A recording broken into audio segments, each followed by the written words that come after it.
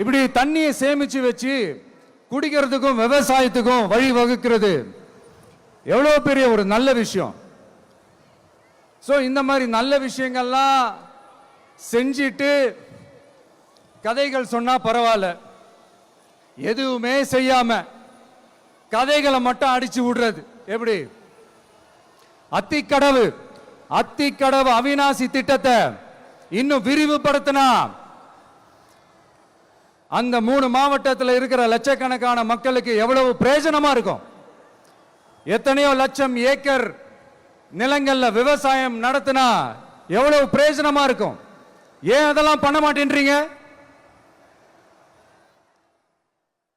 வள்ளுவர் கோட்டத்துக்கு காட்டுற அக்கறைய இங்க மக்கள் வாழ்வாதாரத்தில் கொஞ்சம் காட்டலாம்ல, ஏன் காட்ட மாட்டேன்றீங்க?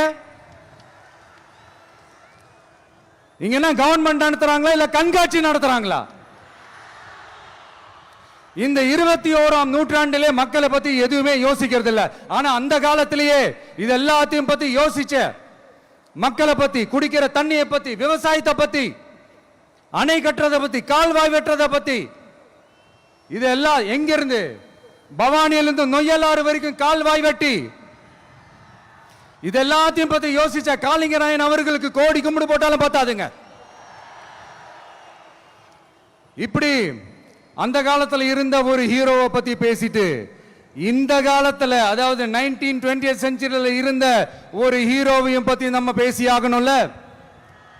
ஒருத்தர் இலகிய மனம் கொண்ட ஹீரோனா இன்னொருத்தர் இரும்பு மாதிரி அயன் மேன் தான்.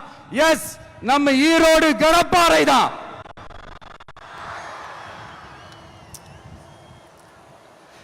ஒட்டுமொத்த தமிழ்நாட்டையே திருப்பி போட்ட சீர்திருத்த நெம்புகோல் ஈரோடு மாவட்டத்தில் பிறந்த அவர்தான். இந்தியாவுக்கே இடஒதுக்கீடு சம்பந்தமான அரசியல் சட்டத்தை திருத்தறதுக்காக போராட்டம் நடத்தினவர் யாரு? நம்ம தந்தை பெரியாரு. 100 வருஷத்துக்கு முன்னாடியே வகுப்பு வாரி பிரதிநிதித்துவம் வேணும்னு கேட்டவர். அன்னைக்கும் சரி இன்னைக்கும் சரி ஒரு ஆச்சரியத்தோட பார்க்கக்கூடிய ஒரு மனிதர், நம்மளுடைய கொள்கை தலைவர். அப்ப அண்ணாவும் எம்ஜிஆரும் யாரு? பெரியார் அவர்கள் கிட்ட இருந்து எங்களுக்கு தேவையான கொள்கைகளை எடுத்துக்கிட்டோம். அவரை ஃபாலோ பண்ற, அவரை வழிகாட்டி ஏத்துக்கிட்ட அண்ணா அவர்கள் கிட்ட இருந்தோம், எம்ஜிஆர் அவர்கள் கிட்ட இருந்தோம் தேர்தல் அணுகுமுறையை எடுத்துக்கிட்டோம். அண்ணாவும் எம்ஜிஆரும் தமிழ்நாட்டோட சொத்து.